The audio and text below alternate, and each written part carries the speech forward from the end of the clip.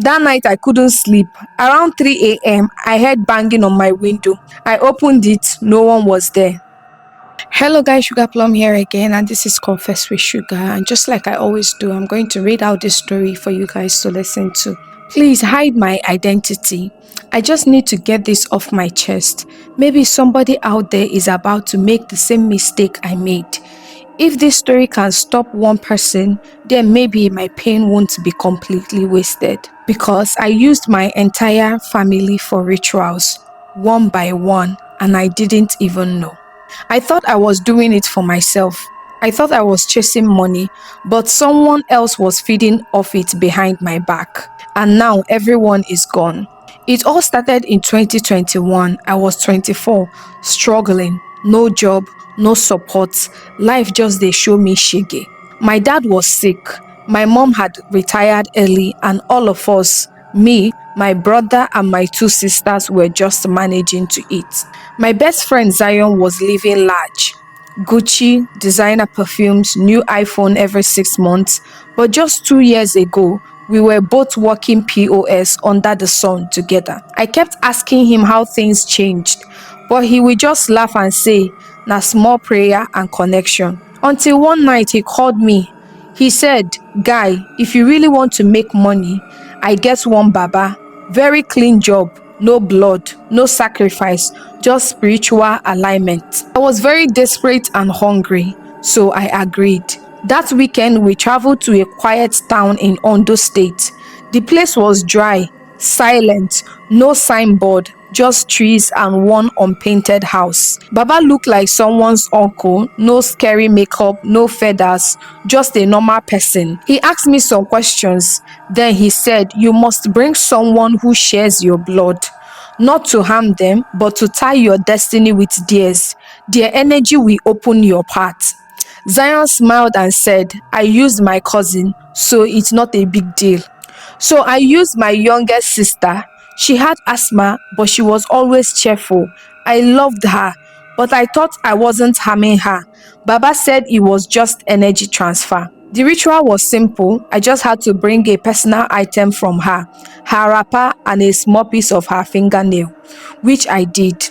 And that night, I had the strangest dream. I saw Simi crying, trying to speak, but no sound came out. I woke up sweating. 3 days later, she died in her sleep. Asthma attack. I was broken, but Baba told me not to panic. It means the door is opening. Zion sent me 150k to comfort me. I thought maybe it's starting to work. But my life didn't change.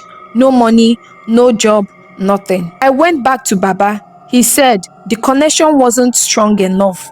You need someone older, maybe your brother." My chest was so tight. I said, "Ha, my brother, Dio was a good guy, hardworking, always praying, but I was already deep. I thought if I stop halfway, I will just suffer for nothing." So I brought Dio's cap and socks. This time, it was a bit different. I had to say his name out loud 7 times and spit into a calabash. That night, Dio got into a car accident and died instantly. I was scared. I asked Baba, "Are you sure we are not harming them?" He said, "If you want to fly, you must let go of the weight."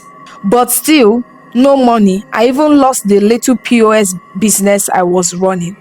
Meanwhile, Zion was getting richer. He posted a picture of his new Benz. I asked him, "Why is mine not working?" He said maybe I needed to go deeper. Baba asked for someone closer. So I brought my sister Tola. This time he asked for her hair. That night I couldn't sleep. Around 3 a.m., I heard banging on my window. I opened it, no one was there. I turned to lie back down. I saw muddy footprints on my floor. My door was locked, so I passed out. Next morning, I heard Tola had collapsed at her NYSC camp. She never woke up. By now, my whole family was in mourning.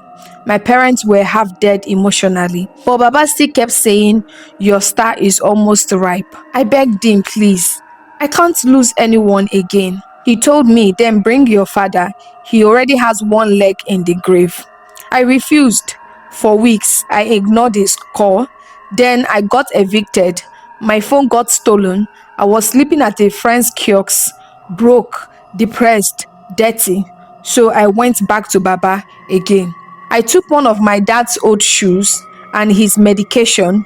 Baba did the ritual. 3 days later, he died in his sleep. Heart failure. I went mad. I cried and cried. Baba said, just one more. The final key. We opened the door, which is your mother. I said, no, I'm done. He said, if you stop now, you will remain cursed. Everything you lost will be for nothing. I didn't sleep for days. I lost weight. I was hearing voices. I started talking to shadows. Then one night, my mom came into my room, sat beside me, and said, if I must die for you to be free, it's okay. That morning, I took her wrapper and perfume. She died 1 week later in her sleep. No sickness, no warning. I was alone, no family, no money, no peace, just regrets. I went to Zion crying. I said, why is yours working and mine is not working? He just looked at me and then he laughed. He said, because the ritual wasn't for you, it was for me. I said, what do you mean? He looked me dead in the eyes and said, every person you brought was feeding my own sacrifice. I'm the one Baba works for. Omo, I fainted. I went back to the shrine, but it was gone. Empty land, not even a foundation. I asked around. They said nobody ever lived there. Omo, I almost lost my mind. Now I sleep in an uncompleted building. Every night I hear footsteps. Sometimes I hear Simi's voice crying and saying, you gave us away just because of money. And now you don't even have the money.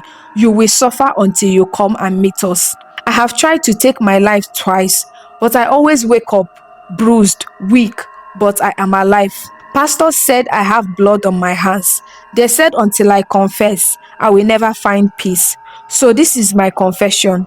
If anyone out there is chasing money by force, be careful who is holding your hands, because not all sacrifices are yours. Sometimes you are just the delivery man. Ah, ah, ah, Jesus Christ. You mean to tell me that you paid your whole family for money? And at the end of the day, it wasn't even for you. You did it for your supposed best friend. That's why I tell you people, some people are not your friends. They are just there to suck you dry. Because for you to even have the mind, you looked at your younger sister, looked at her and said, oh, you chose money over her, like you ended her life. Your sister, your brother, your mother, your father. Ha! Anyway, Sha, no problem. I just pray that God sets you free. I mean, they said there is no sin that God cannot forgive. But if I was God, I will not forgive this particular one. Because a whole family, and you think it will be easy for you to just go like that. Do you know what it means to have blood on your hands? No be chicken blood, human being. Come be your siblings. Ha! Anyway, guys, share this video. It might be saving somebody out there that is trying to go and use somebody for money ritual. Don't forget to share this video to as many as possible, and I'll see you guys on my next episode.